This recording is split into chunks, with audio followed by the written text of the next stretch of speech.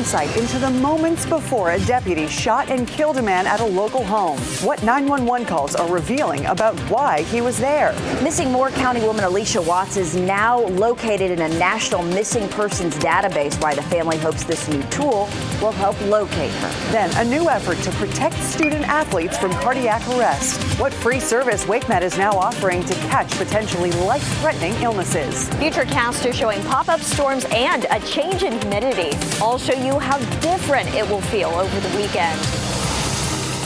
New tonight, WRAL has obtained 911 calls from the moments before a Wayne County deputy shot and killed a man who had a shotgun. Thanks for joining us. I'm Dan Haggerty. And I'm Ashley Rowe. This happened Monday, and today we learned the 911 caller knew the suspect. WRAL's Chris Lovingood is here now live to walk us through that new information, Chris. Well, Dan and Ashley, the 911 call was about 16 minutes long, and the two words that are best to describe it, we're talking traumatizing and horrifying. During the call, you hear the caller say a man named Chad Pike was walking through her house with a loaded shotgun demanding to see her husband. The caller tells the dispatcher this man knew her husband, but that her husband had died. She even showed him his ashes. Still, that man was walking through the house, pushing her to the side at one point, again with a loaded shotgun in his hand. At one point, she said she locked herself in her room with a handgun in her hand, waiting. And then that's when deputies showed up. There he is right there. He put the gun down. He put the gun on the boat. Damn. He put the gun on the boat. I think they shot him. Oh, Lord Jesus, please. Please. All right, just stay in your home and stay away from him, okay? That man, get in my house, please. Again, you can hear the terror in her voice. The Wayne County Sheriff's Office said the man raised the shotgun and ignored their commands, and then they shot and killed him. Wow, Chris, what terrifying moments for her. Thank you for your reporting. Let's take a look now at the dual Doppler 5000 tonight. We got a couple isolated storms popping up in our area. Kat Campbell in the WRAL Severe Weather Center. What's this? They're moving out eventually. What's in store for us tonight? We've just got to deal with a couple of these through midnight. After that, we're done, and then we're done with storm chances for the weekend. So we've got some good news on the way. We just have to get through these isolated storm cells. I wanted to point out this one that went right by the airport. It's going on the east side of Durham. Could eventually reach Creedmoor. One shower closer to Apex behind it. Things have quieted down around Wilson and Rocky Mount. We do have one storm up near Jackson. That's going to be moving up into southern Virginia. I'll leave in a 30% chance of a storm through 10 o'clock and then 20% by the time you're waking up tomorrow morning. We expect to see a lot more sunshine, and we will finally get rid of this stationary front once we get to the weekend. That is going to come with some big changes. I'll have more on that in your weekend forecast coming up. Talk to you then. Thanks, Kat. Taking a live look at Durham tonight. Right now, more than 9,798 people are still without power in the county and have been for more than 48 hours. That number seeing little improvement at all today. But new this hour, we can tell you lights are back on at Oxford Manor Apartments. Multiple people we spoke to said hundreds of dollars of groceries have gone bad because of how long it took to get power back. And one woman said she had to call EMTs twice in order to get her grandmother the oxygen she needs to survive. A Duke Energy spokesperson describing just how complex the restoration effort has been. These are trees that are very wide diameters that create challenges to get them off the line. They bring down poles, break poles, bring down the power lines. So it's been a very physical reconstruction of the grid. Brooks says Duke Energy brought in crews from other parts of the state as well as South Carolina. He also says they're working to prevent outages like this in the future. Hello, I'm Mark Boyle in the WRAL Live Center. New right now at 7 o'clock. The Halifax County Sheriff's Department needs your help tracking down a missing 13-year-old. On your screen, this is the photograph released from the Sheriff's Department of the 13-year-old identified as Andre Hicks. He was last seen in his room this morning, and investigators say they think he may be a runaway, but because of his age, they are concerned for his safety. They also think he may be traveling to Maine, where he has family located. Again, 13 years old, Andre Hicks. If you know where he is, you are asked to call the Halifax County Sheriff's Department immediately. Mark, thank you. Let's hopefully get him home soon. It's been 1 month now since a missing Moore County woman, Alicia Watts, disappeared. Weeks now of waiting have become agony for her family and friends, especially as police at this point have made no arrests. Today, WRAL's Chelsea Donovan talked to Alicia's family, still, of course, holding out hope. A month after her disappearance, Alicia Watts is now in a national missing persons database. But Charlotte police said they didn't put her name in there. It was entered by a private citizen. NamUs, as it's called, has a much wider reach, and the family is hopeful this tool will help locate Watts. It's been 30 days, 4 weeks, and 7 hours since you were last seen, and the hours and the days keep passing by without indication of your whereabouts. Tammy Utley, Alicia Watts' sister, sending us this letter 1 month after her sister went missing, July 16th, from Charlotte. If you're out there, Alicia, don't give up. Continue to fight as we search for you. We're lost.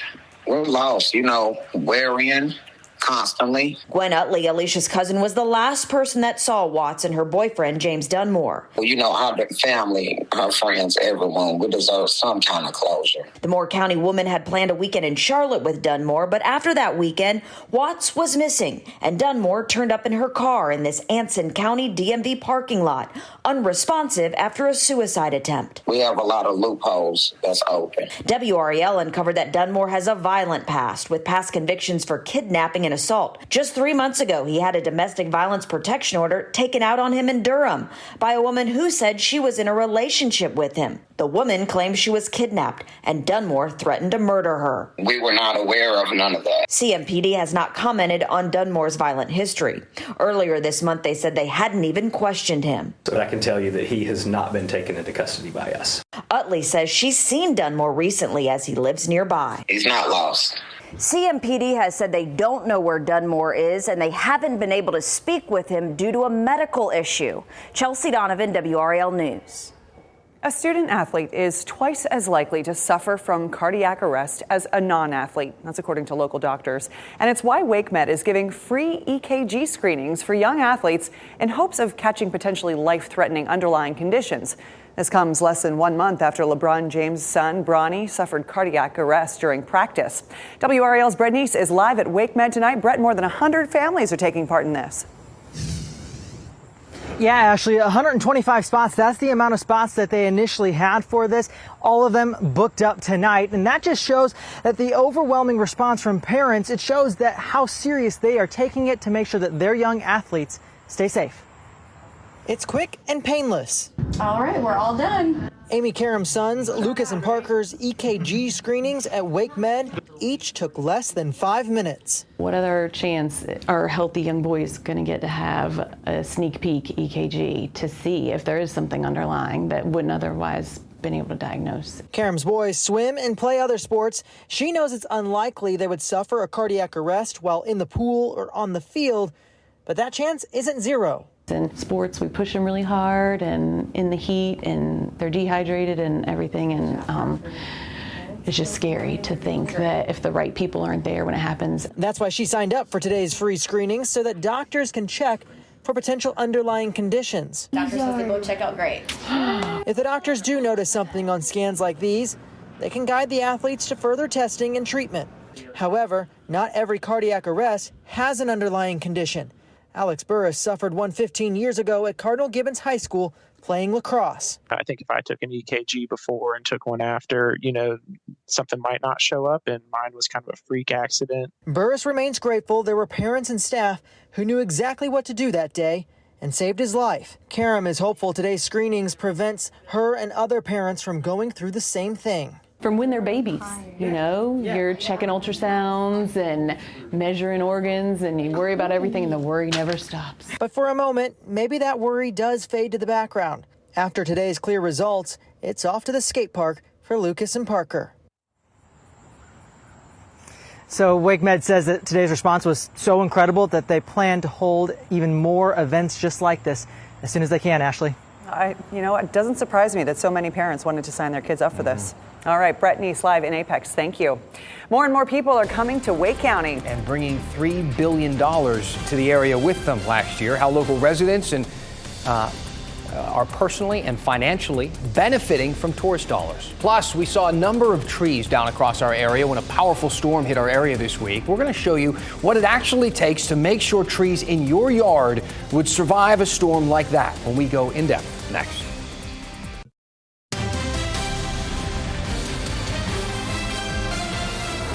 We have seen the damage done by fallen trees this week, falling onto homes, cars, streets from Durham to Creedmoor and northern Wake County. Tuesday's storms recorded more wind damage reports than any other single day this year. We wanted to find out what's causing so many trees to topple like this. Robert Barden from NC State Extension tells WRAL some of it has to do with development of forested land. Trees that were surrounded by other trees haven't been directly exposed to wind, so their wood is not as strong under pressure. You remove the support of the neighboring trees away. That tree didn't form that wood when it was developing, so they're more susceptible to damage and things from windstorms. Barden encourages people to get out and inspect trees for damage after a storm. He says trees that shifted or pulled up the ground around them should be removed immediately, and check trees for new cracks. NC State Cooperative Extension offices in York County offer free resources for tree care.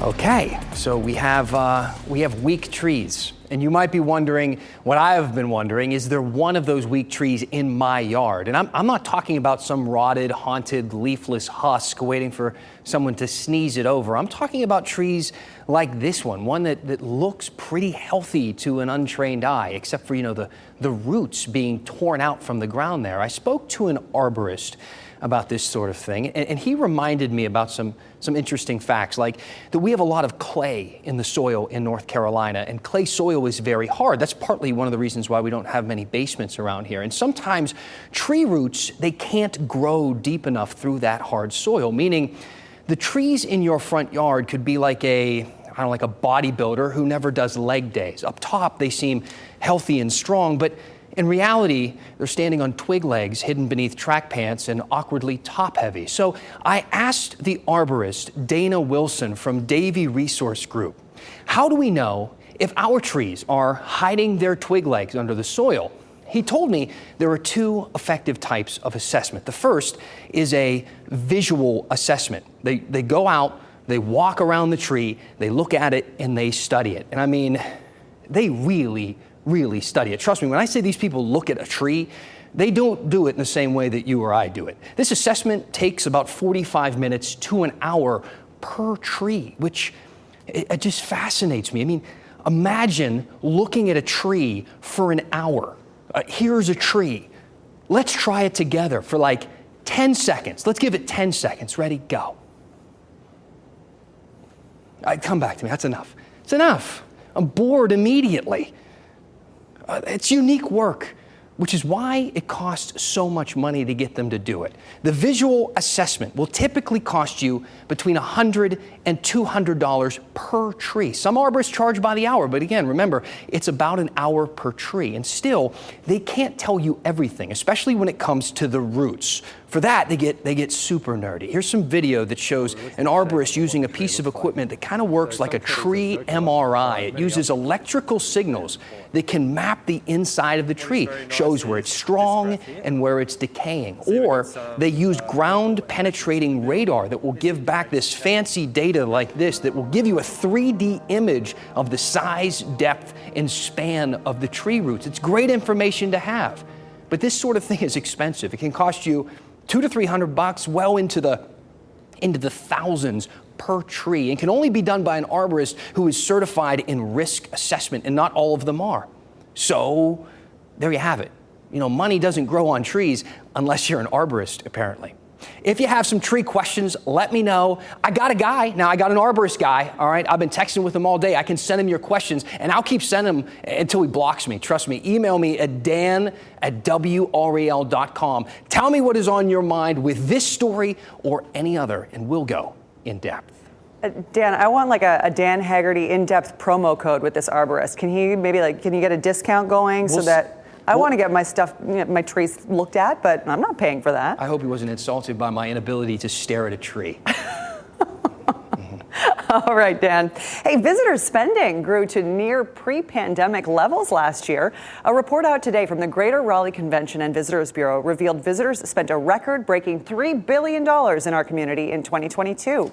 Visit Raleigh says the food and beverage sales hit $837 million last year, and earned a record-breaking $40 million.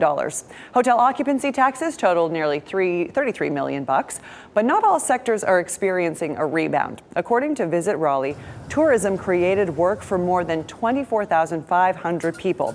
That's an increase over 2021, but still 11% below pre-pandemic levels. All of this tourism saves each household about $600 in taxes. Visitor is a good thing. They come, they spend a lot of money, and they leave, and they don't put the strain on the schools and other assets that we have here in the community, but they certainly contribute to the needs of the entire county. Wake County has a 10-year tourism vision called the Destination 2028 Plan. The goal is to drive more than 21 million visitors a year to Wake County by 2028. Kat, if there was a perfect month to come and visit Raleigh or the Triangle, what would you say it is? I would say October. October is my favorite month of the year by far. Well, one of them, unless we have a snowy January, and then, that goes to the top. But October, it's a nice time of year. Typically, we start cooling down, but it's comfortable. It's not too chilly just yet. And we see the leaves begin to change by the end of the month, maybe in some spots a little earlier. Outside today, it's still warm and it's humid outside. That's going to change, though, once we get to the weekend. And with that, we have a few of these pop-up showers and storms, typical of a normal summer day. One shower just blew through Cary. It moved through fast. We've got one up by Falls Lake. One small shower that may be on a trajectory to Garner. Those are not significant. They're not severe, but we do have a few summertime showers and storms. We do have some rain in Sampson County, and also the storms are starting to move out of Northampton County. The weekend should be dry, though. 90 degrees is our forecast high on Saturday, mostly sunny, and best of all, less humid. It's going to be in the 60s for the mornings this weekend. We heat back up toward the mid-90s, though, by Sunday. Tomorrow is still pretty hot out, high temperatures in the lower 90s, but throughout the day, it's progressively going to feel better and better and better as we go along. We start out pretty warm and muggy in the morning, but with a lot more sunshine than what we saw this morning. Temperatures near 70 by lunchtime, 86, not a bad lunch hour if you want to eat lunch outside, maybe find some shade. And then by the evening, it's still warm, but the humidity really noticeably less by the evening.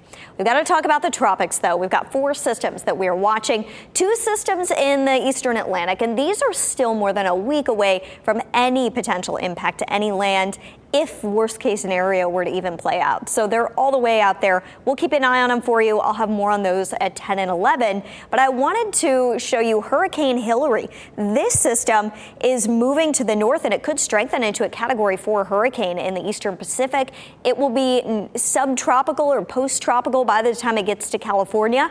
But it's going to have an impact on the west coast, bringing a lot of heavy rain. You can see the rain swath all the way up the Baja Peninsula into San Diego, up into Las Vegas even, and there could be some mudslides and flash flooding. So this is definitely a concern for California as we get into next week. We're also watching a potential system for the Gulf of Mexico. It wouldn't develop until next week, so we'll still monitor this situation over the weekend. A 30% chance that this could develop. And we don't have model plots available for that system yet. It's going to have a very narrow window of time where it could organize and develop. But with how warm the ocean temperatures are, I wouldn't be shocked if it did. Hopefully it stays on the weak side. If we could get just a really weak system to move into Texas, it may actually be welcome news. They're under extreme drought right now for the east coast of Texas, so they really need the rain. Our drought monitor around here looking good, abnormally dry in some spots, but no moderate drought in our viewing area.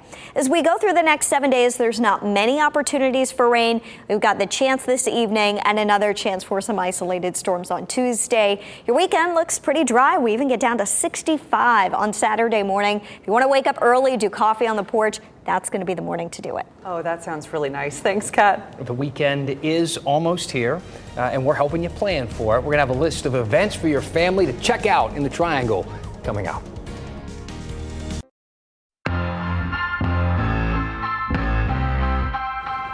Every time this music comes on, Dan does one of these. I do a little shimmy. Gets me happy. I get excited for the weekend. Live music and an annual soapbox derby race are among the events happening this weekend. A soapbox derby, too. WRAL lifestyle editor Kathy Hanrahan has our out and about best of the best. A cappella group Pentatonics will take the stage Saturday at Coastal Credit Union Music Park at Walnut Creek. They will be joined by country star Lauren Elena. Tickets are still available. Also Saturday, the 21st annual Kirby Derby Soapbox Race will be held at Dix Park. The event includes a parade, mini races for the kids, and more fun. Admission is free. The event is from 3 to 9 p.m. The Raleigh-Durham Afro-Caribbean Association will present the 10th annual Carib Mask Carnival Parade on Saturday in City Plaza. The event also includes a festival, arts and craft vendors, and live entertainment. Admission is free. 2 outdoor movies to check out this weekend. Head to Garner Recreation Center for a free screening of the Super Mario Brothers movie on Friday night. And on Saturday, Durham Central Park will host a free screening of the movie Top Gun Maverick. These are just a few ways to get out and about this weekend. Kathy Hanrahan, WRAL News. Looks fun. Let's talk hairstyles for a moment. You were born in Canada, so you know a lot about the mullet.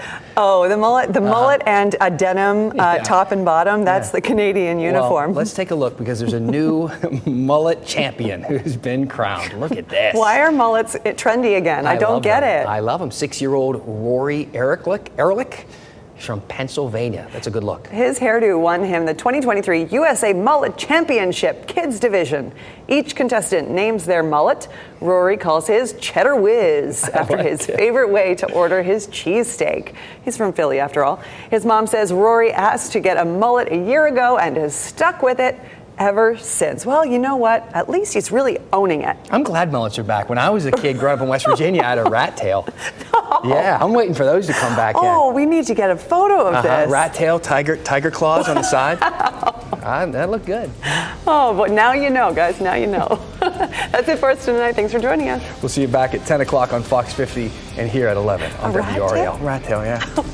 Keep watching WRAL News over the air Channel 34 and Spectrum Channel 1257.